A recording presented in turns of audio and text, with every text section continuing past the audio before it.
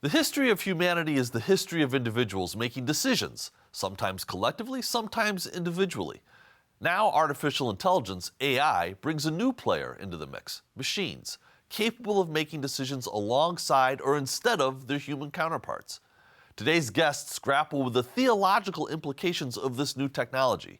There's Sean O'Callaghan and Paul A. Hoffman this week on Story in the Public Square.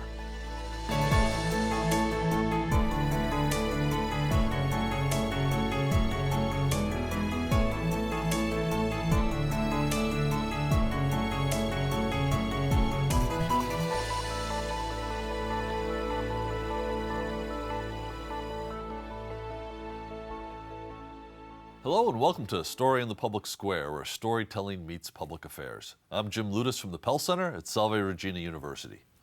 And I'm G. Wayne Miller, also with Salve's Pell Center.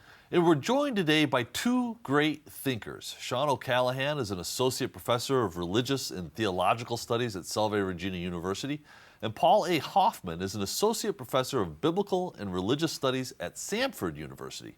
Together, they are co-authors of AI Shepherds and Electric Sheep, Leading and Teaching in the Age of Artificial Intelligence. Gentlemen, thank you so much for joining us today. Thanks, Jim. Thanks, Wayne. So the book is, you're covering a lot of ground here. We've got a lot of artificial intelligence, we've got a lot of theology, but we've got a lot of questions about human existence and what it means to be human in this technological age. For you, Paul, starting, how did you come to this particular project? That's a great question, Jim. It all started actually a couple miles from where we're recording this in a restaurant in Providence.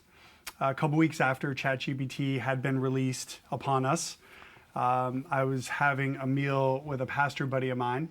He lives in Massachusetts, and he pulled out his iPhone and he said, "I want to show you this. Have you used ChatGPT before?"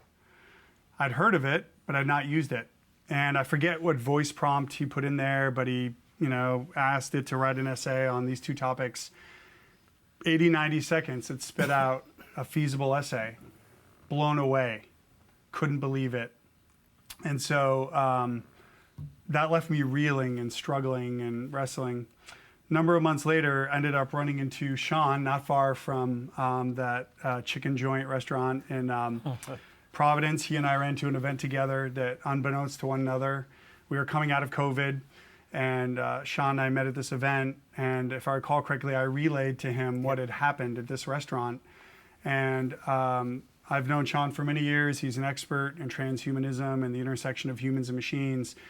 And I told him about what happened just a couple miles west of us, and I said, "Hey, would you ever want to write a book about this? What do you think?"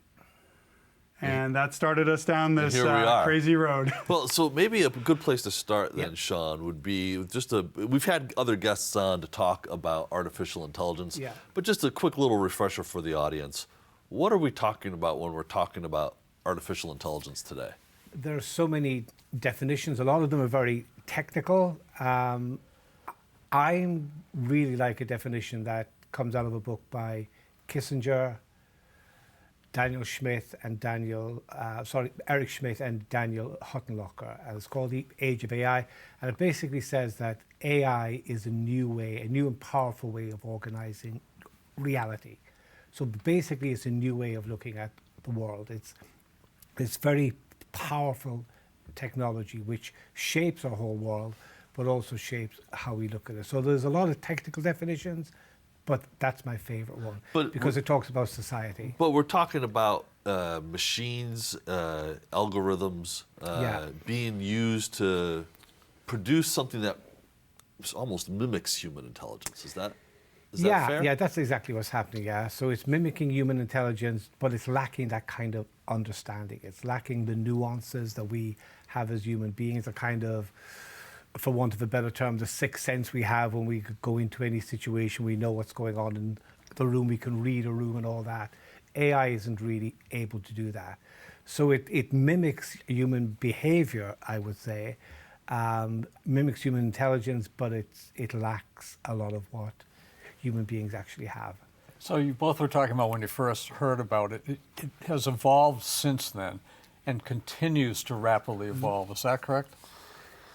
Yeah, well, ChatGPT, I suppose, was, and generative AI was the area which over the last 2 years has evolved very, very rapidly. And that's changing again how we see the world.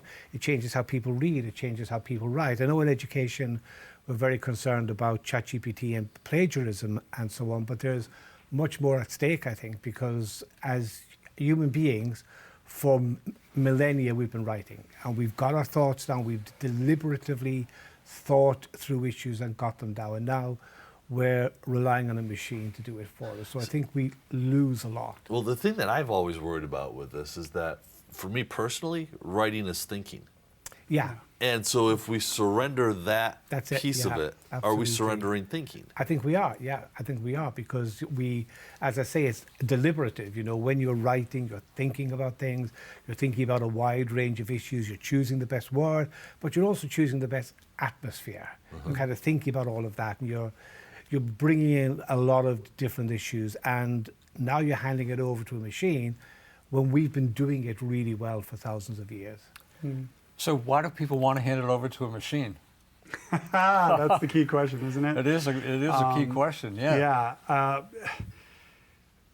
It's an intelligent machine, I think is what John McCarthy called them, intelligent machines. Sean and I were actually talking about this earlier today, that we live in a society now that's very instrumentalist, that's very, we believe in efficiency. We could almost say that efficiency, this whole, let's make our lives as simple as possible. So we're increasingly, and this has been a trend prior to the releasing of AI on the public, because AI has been developed over decades.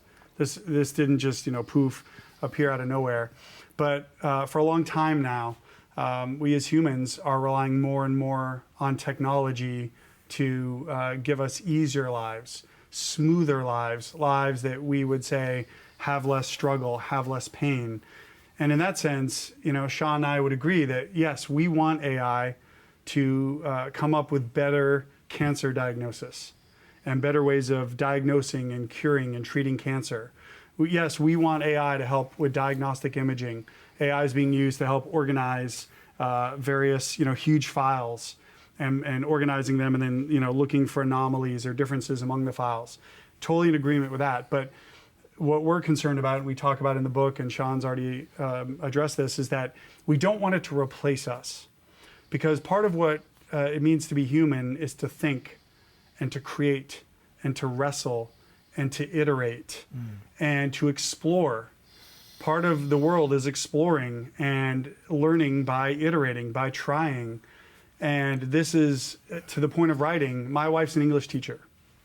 This has been a nightmare for my wife because my wife is trying to teach students the beauty of The Great Gatsby, A Raisin in the Sun. Books like this, that they'll actually read the books, think about the meaning of the books, and then work out their thoughts on paper through writing an essay. And writing an essay is not just about articulation, although that's very important. It's also about perseverance, learning to write and then edit and then rewrite and then get better. And the more that we write and rewrite, if we're doing it well, we're sharpening our thinking. We're building these muscles of perseverance, that I'm not just going to give up and quit, but no, I need to, this paragraph doesn't fit with this paragraph. And so to write and to create is part of what it means to be human. And we don't want that to be lost because we want to defer everything over to a machine that will just do it for us. So you both are theologians. So Paul, let's stay with you on this. Where does this move into a theological set of questions? I would say from the outset, AI is challenging what it means to be human. And so one of the central questions we ask in the book, I would call it the research question, is this: how might AI help or hinder human flourishing?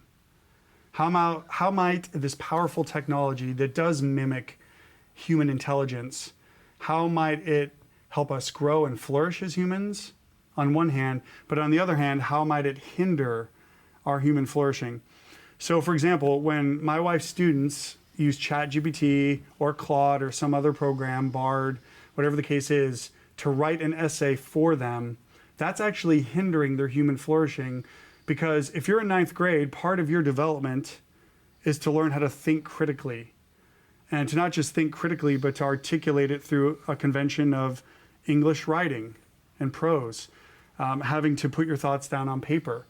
If you just use a computer to do that for you, you're actually short-circuiting your human development. You're not developing those critical thinking skills and muscles. And so in that sense, you're not going to be fully formed. You're not going to be fully developed if you try and skip a whole section of your development as a human being. The temptation, though, let's take that ninth grader. The temptation to use it, though, must be great because you can... And very human. And very human, right? Yeah, and very human, yeah. Let's face it. You get the paper written quickly, and then you have time to, I don't know, go on TikTok or play sports or whatever you do, right? Isn't there a temptation here? Yeah, because... Which is a very human quality, of course. Yeah. Because I think that the issue is, like, are we telling kids to eat their spinach? Right. Yeah. Right. Because so my wife is a math educator, at least was earlier in her career, and she tells the story. You know, when she was graduated from high school in 1990, they were not allowed to use calculators on their AP Calculus exams. But 4 years later, when she was teaching AP Calculus, it was an expectation. Yeah. And that there's a transformation there. Are we going to have that same kind of transformation? What's at risk in replacing human? I guess let me rephrase it this way: can't we use artificial intelligence to enhance human flourishing rather than necessarily detract from it? I think we can, but I think we have to do it selectively. So we have to teach people how to use AI. It just has to be done because it is the future. You know, to form a cliche, it definitely is. And now we have major companies, finance companies, who are developing their own chat GPTs and to organize the information that they have. So our students going into these companies have to know how to be able to use it. But they have to do that in a very selective way, I think. And I think if they use it wholesale without understanding what it's taking away from them, then I think we're in danger. And I think we have to find a way to get across, not only to students, not only to young people, but to anybody using AI, that you have to really think very, very critically about it. So we have to have that conversation in society, I think. Well, so let me get very meta about this. I was on a panel recently where we were talking about the AI in society. And you know, I would observe that we live in a time in the United States now where the Supreme Court has said that corporations have the same free speech rights as individuals, and that the expenditure of money is the same as speech. Okay. And so then the question that I posited to this group was, so is there a scenario in some future where a court is going to rule that an algorithm, an artificial intelligence, has free speech because it's owned by a corporation? Now, we don't have to we don't have to grapple with that now, but the questions that leap to my mind after reading AI Shepherds and Electric Sheep are things like, can AI be sentient? Yeah. Does AI have consciousness? And can AI have a soul? Yeah. I think we'd agree no. I think No. And there's a huge amount of discussion around that because people are saying, yeah, they don't AI hasn't got it now, but in the future this could be something. I was reading something yesterday where it talked about AI being kind of like a godlike being almost in charge of everything, and then the internet is like its soul, and all the sensors we have are like it's sensing, you know, its hands and its feet and all of that. So almost like AI could evolve into something bigger, something that could even be called a godlike being, like an all-powerful technology. So there are people thinking this is the way it will go.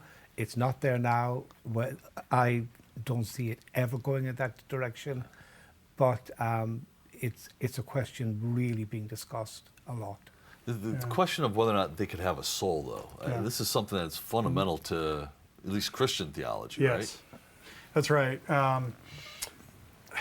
In the book, we talk about this idea of being made in the image of God. That's Genesis 1 and 2, which is in the Judeo-Christian tradition, that only human beings, as I understand it, are made in God's image, that have the ability to have reason and rationality in the sense of thinking through, but not just thinking through A plus B equals C, but also picking up cues, visual cues, having emotional intelligence.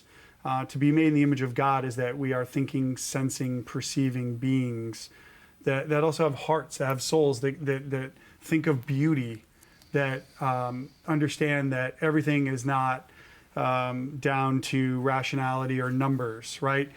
Part of the challenge is we live in what's been called a technocratic society, an instrumentalist society, where everything is about efficiency. Everything's about the bottom line, right? Did your corporation make more this year than last year?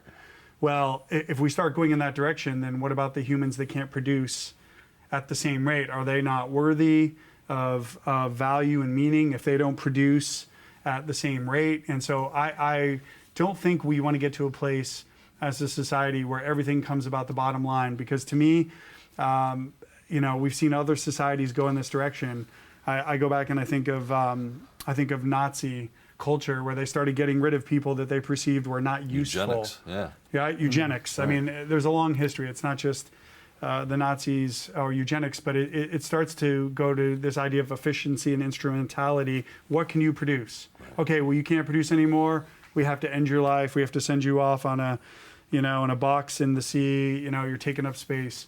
And that's the danger. If we take the philosophy that's underpinning much of AI and we extrapolate that out, that's where we're headed. If we don't have the curb of a rich, I would argue, and I think Sean would, a robust theological vision, a robust theological understanding of the world. Charles Taylor called it the transcendent frame. This idea that there are values that come to us from another place and another space and another time. Otherwise, we're going to end up in a Darwinian world where the strong eat the poor and the rich destroy the weak, and we don't want to get to that place. And that's where, if we're not careful how we think about AI and we just say, cool, can it make my life easier? Cool, can it produce more income? Cool, can it do this and this and this and this for me? Forgetting that to be human is to struggle. To be human is to create works of beauty. To be human is to iterate and to try and to fail and to try again. And so we don't want to delegate. We don't want to forfeit what it means to be human to intelligent machines that are mimicking what it means to be human, but are fundamentally not human. So part of being human is interpersonal relationships. Yeah. Whether those are friendships or they're, spouses or partners of, child, mother, father, whatever. What does AI portend for interpersonal relationships? I think that's a huge question. It is huge, and there are a lot of programs out there, chatbots and programs that allow you to build avatars that look like the kind of people you want to have a relationship with, and people are having relationships with these entities.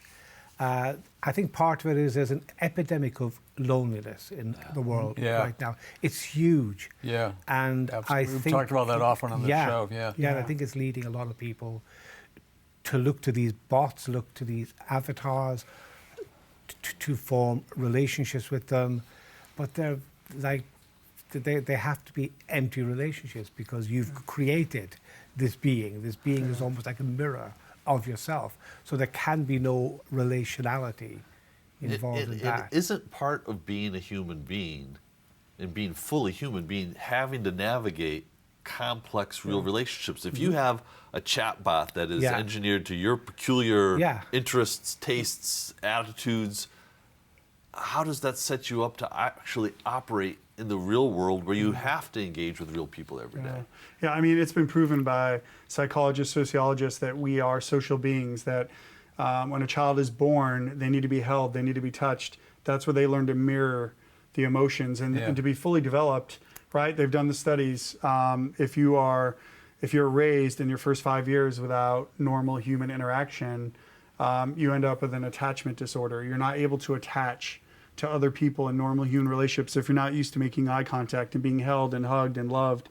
If you don't learn how to interact with other people, it profoundly impacts your development. And I'm not a social scientist or a psychologist, but this is study after study.